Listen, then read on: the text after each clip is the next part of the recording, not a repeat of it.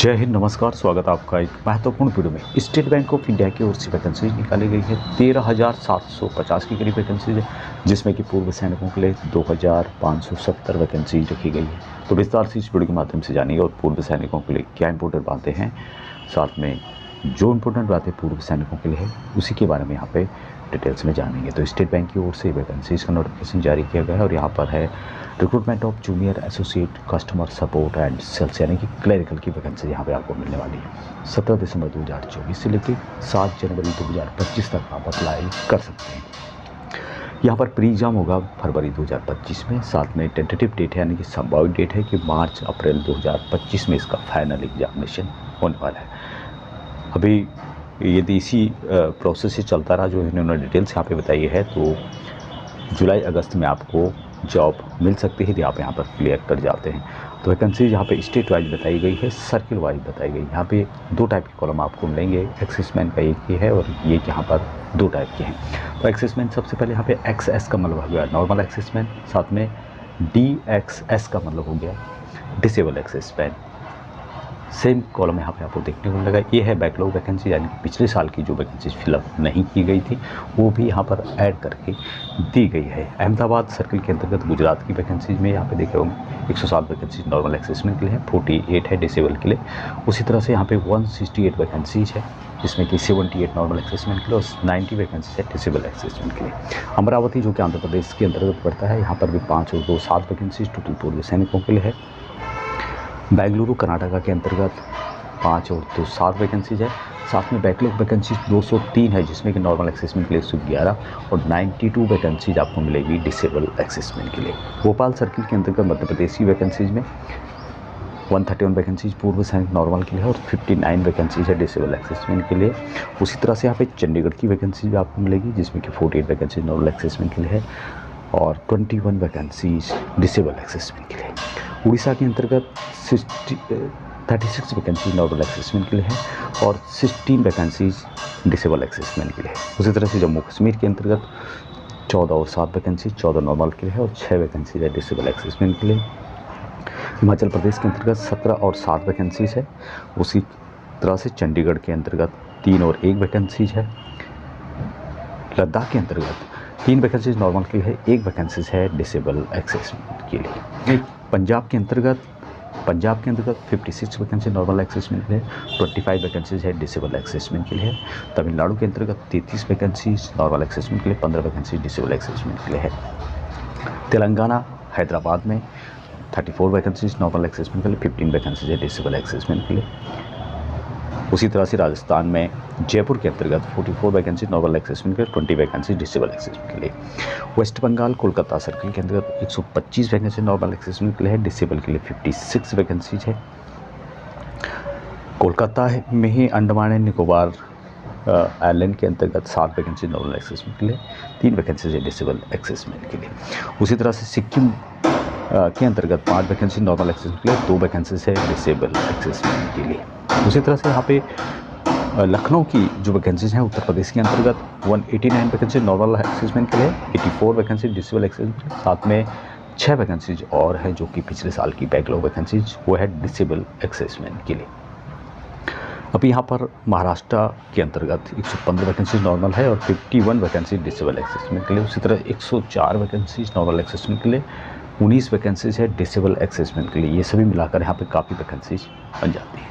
उसी तरह से महाराष्ट्र गोवा के अंतर्गत महाराष्ट्र सर्किल है और गोवा स्टेट के अंतर्गत मात्र 2 वैकेंसीज रखी गई है। न्यू दिल्ली सर्किल के अंतर्गत नई दिल्ली की जो वैकेंसीज यहाँ पे है 34 वैकेंसीज नॉर्मल एक्सेसमेंट के लिए है और 15 वैकेंसीज है डिसेबल एक्सेसमेंट के लिए। बैकलॉग वैकेंसीज भी 2 रखी गई है। उत्तराखंड में जो वैकेंसीज है 31 वैकेंसीज नॉर्मल है और 14 वैकेंसीज डिसेबल एक्सेसमेंट के लिए, 5 वैकेंसीज और है डिसेबल एक्सेसमेंट के लिए पिछले साल की। अरुणाचल प्रदेश के अंतर्गत 6 वैकेंसीज नॉर्मल है, 2 वैकेंसीज डिसेबल एक्सेसमेंट के लिए है और 9 वैकेंसीज पिछले साल की बैकलॉग है। आसाम के अंतर्गत 31 वैकेंसीज नॉर्मल है और 13 वैकेंसीज है डिसेबल एक्सेसमेंट के लिए, पिछले साल की 39 वैकेंसीज नॉर्मल और 19 vacancies disable assessment, 58 vacancies total पिछले साल की बैकलॉग वैकेंसीज हैं। मणिपुर के अंतर्गत 5 और 2 7 वैकेंसीज है, साथ में 3 वैकेंसीज और आपको देखने को मिलेगी। मेघालय के अंतर्गत नॉर्थ ईस्टर्न सर्किल के अंतर्गत 8 वैकेंसीज नॉर्मल के लिए है और 3 वैकेंसीज डिसेबल के लिए, साथ में 10 वैकेंसीज पिछले साल की बैकलॉग है, जिसमें 7 वैकेंसीज नॉर्मल है और 3 वैकेंसीज है डिसेबल एक्सेस बैन के लिए। मिजोरम के अंतर्गत 4 वैकेंसीज नॉर्मल है और 3 वैकेंसी डिसेबल एक्सेसमेंट के लिए, उसी तरह से 1 वैकेंसी पिछले साल का बैकलॉग भी है। नागालैंड के अंतर्गत 7 वैकेंसीज नॉर्मल है, 3 वैकेंसी डिसेबल एक्सेसमेंट के लिए और 4 वैकेंसीज नॉर्मल है, 1 वैकेंसी डिसेबल, पिछले साल की 5 वैकेंसीज भी है। त्रिपुरा के अंतर्गत 6 वैकेंसी नॉर्मल है, 2 वैकेंसी डिसेबल एक्सेसमेंट के लिए, 2 वैकेंसी पिछले साल की बैकलॉग है।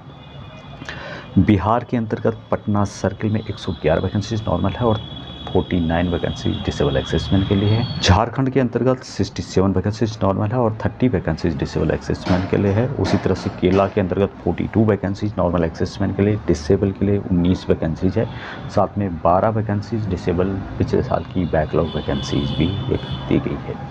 तो टोटल जो यहाँ पे वैकेंसीज निकाली गई है स्टेट बैंक ऑफ इंडिया की ओर से, ये निकाली गई है 13,735 वैकेंसीज, जिसमें कि नॉर्मल एक्सेसमेंट के लिए 1361 वैकेंसीज है, डिसेबल एक्सेसमेंट के लिए 600 वैकेंसीज है, साथ में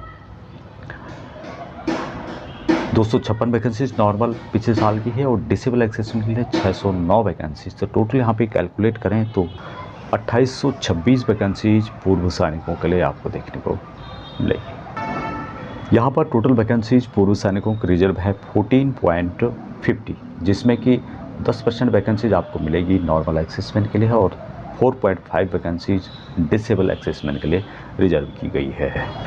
इन वैकेंसीज के लिए एज 28 ईयर मैक्सिमम है और एज की गणना 1/4/2024 से की जाएगी। पूर्व सैनिकों को एज रिलैक्सेशन दिया जाएगा as per central government rule के अनुसार। जो भी आपकी एज है उसमें से जितनी आपने सर्विस की है उतनी माइनस करने के बाद 3 साल और आपको माइनस कर देनी है और आपकी एज 28 साल से ज़्यादा नहीं आनी चाहिए। लेकिन जो डिसेबल एक्सेसमेंट है ST और SC कैटेगरी के, उनको यहाँ पर 8 साल तक की भी छूट दी गई है। मैक्सिमम एज जो यहाँ पे रखी गई है 50 ईयर रखी गई है। इन वैकेंसीज़ के लिए एसेंशियल क्वालिफिकेशन रखा गया है, ग्रेजुएट रखा गया है। किसी भी आपने रिकॉग्नाइज्ड इंस्टीट्यूट से ग्रेजुएट किया है किसी भी स्ट्रीम में तो आप इन वैकेंसीज़ के लिए अप्लाई कर सकते हैं। लेकिन पूर्व सैनिक जितने भी डिफेंस के हैं, जिन्होंने भी मैट्रिक पास किया है और जिन्होंने 15 साल सर्विस कम से कम की है, पेंशन ले रहे हैं, और डिफेंस का जिनके पास सर्टिफिकेट है इक्विवेलेंट एयरफोर्स और नेवी के, आर्मी का दिया हुआ इंडियन आर्मी स्पेशल सर्टिफिकेट, उसके बेस पर आप यहाँ पर अप्लाई कर सकते हैं। यानी कि आप यदि 10th पास भी हैं और आपके पास डिफेंस का दिया हुआ ग्रेजुएशन सर्टिफिकेट है तो आप इन वैकेंसीज़ के लिए एलिजिबल रहेंगे। अभी डिसेबल एक्सेसमेंट कौन कौन से इन वैकेंसीज़ के लिए अप्लाई कर सकते हैं उसके बारे में यहाँ पे डिटेल्स दी गई है कि disable assessment who while serving in armed forces of union where disable in operation against the enemy और in disturb area shall be treated as disable assessment. यानी कि जो भी ऑपरेशन के अंतर्गत एनिमी के कारण डिसेबल हुए हैं या डिस्टर्ब एरिया में डिसेबल हुए हैं उनको यहाँ पर डिसेबल एक्सेसमेंट ट्रीट किया जाएगा। बाकी एक बार आप भी इसको एक बार पढ़ सकते हैं। अभी यहाँ पर जो ऑन सर्विस अभी हैं और अप्लाई करना चाहते हैं वैकेंसीज़ के लिए तो उनके बारे में यहाँ पे मेंशन किया गया है कि जो अभी सर्विस कर रहे हैं वो भी इन वैकेंसीज़ के लिए अप्लाई कर सकते हैं। लेकिन उनको ध्यान रखना होगा कि उनको 31/10/2025 तक आपको रिटायर आना होगा। यानी कि जो 31/10/2025 से पहले रिटायर आ सकते हैं वो इन वैकेंसीज़ के लिए अप्लाई कर सकते हैं।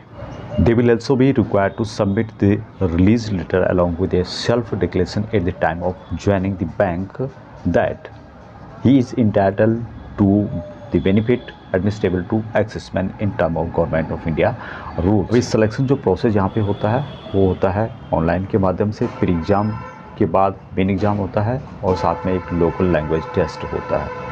फिर एग्ज़ाम के अंतर्गत जो यहाँ पर क्वेश्चन पूछे जाएंगे इंग्लिश लैंग्वेज के 30 क्वेश्चन 30 नंबर के होते हैं, न्यूमेरिकल एबिलिटी 35 क्वेश्चन 35 नंबर के, रीजनिंग एबिलिटी 35 क्वेश्चन 35 नंबर के, ड्यूरेशन ऑफ टाइम 20-20 मिनट का सभी में होता है, 100 नंबर का टोटल होता है, 100 मार्क होता है, 1 घंटे का टाइम यहाँ पर दिया जाता है। नेगेटिव मार्किंग आपको 1/4 देखने को मिलेगी। और जो सबसे इम्पोर्टेंट बात है कि प्री एग्ज़ाम एक क्वालिफाइड नेचर का होता है और मेन एग्ज़ाम जो होता है सबसे इम्पोर्टेंट होता है।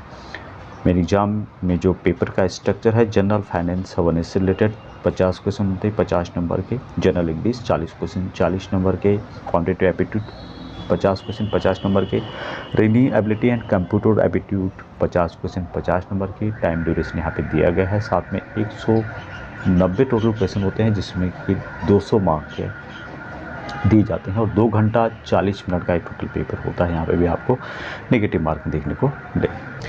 पे स्केल इन पोस्टों के लिए क्या दिया जाता है उसकी जानकारी यहाँ पर दी जाती है और साथ में पूर्व सैनिकों को पे प्रोटेक्शन भी दिया जाता है, जो कि अच्छी खासी सैलरी यहाँ पर आपको मिलने वाली है। अब नॉर्मल यहाँ पर कोई भी रिक्रूट होता है तो उसके लिए जो सैलरी यहाँ पर दी जाती है 46,000 के करीब यहाँ पर सैलरी दी जाती है। यदि मेट्रो सिटी यानी कि जैसे मुंबई की हम यहाँ पे बात करें, जिसमें कि इंक्लूसिव है डीए एंड अदर अलाउंसेज, उसके अलावा यहाँ पर जो भी न्यूली रिक्रूट होता है उसको यहाँ पर 2 इंक्रीमेंट एडिशनल दिए जाते हैं। उसके अलावा सिटी पर भी डिपेंड करता है। साथ में पूर्व सैनिकों को यहाँ पर पे प्रोटेक्शन दिया जाता है, जो कि सबसे इम्पोर्टेंट बात है और सबसे ज़्यादा इम्पोर्टेंट बेनिफिट है। यहाँ पर एप्लीकेशन फ़ीस पूर्व सैनिकों के लिए कोई भी नहीं रखी गई है, बाकियों के लिए 750 रुपये रखी गई है। ऑनलाइन के माध्यम से इस वैकेंसीज़ के लिए आप अप्लाई कर सकते हैं। 2 लिंक यहाँ पे दिए गए हैं, तो लिंक आपको बड़ी पे डिस्क्रिप्शन में मिल जाएंगे। उसके अलावा SBI की जो ऑफिशियल वेबसाइट वहाँ पर विजिट कर सकते हैं। अभी यहाँ पर एक नंबर दिया गया है स्टेट बैंक ऑफ इंडिया की तरफ से, हेल्प नंबर है, यहाँ पर भी आप कॉल कर सकते हैं 11 बजे से लेकर शाम को 5 बजे तक। जो भी बैंक के वर्किंग डे होते हैं, कोई आपकी क्वारीज हैं तो यहाँ पर इस नंबर पर रिंग करके क्लियर कर सकते हैं। अभी नोटिफिकेशन में आप जाएंगे तो यहाँ पर आपको tentative list of centres of pre या फिर मेन एग्ज़ाम के जो सेंटर्स होते हैं स्टेट वाइज यहाँ पर दिए गए हैं, तो उसको भी आप एक बार चेक कर सकते हैं। लिंक आपको डिस्क्रिप्शन में मिल जाएगा। तो इतना ही, जय हिंद।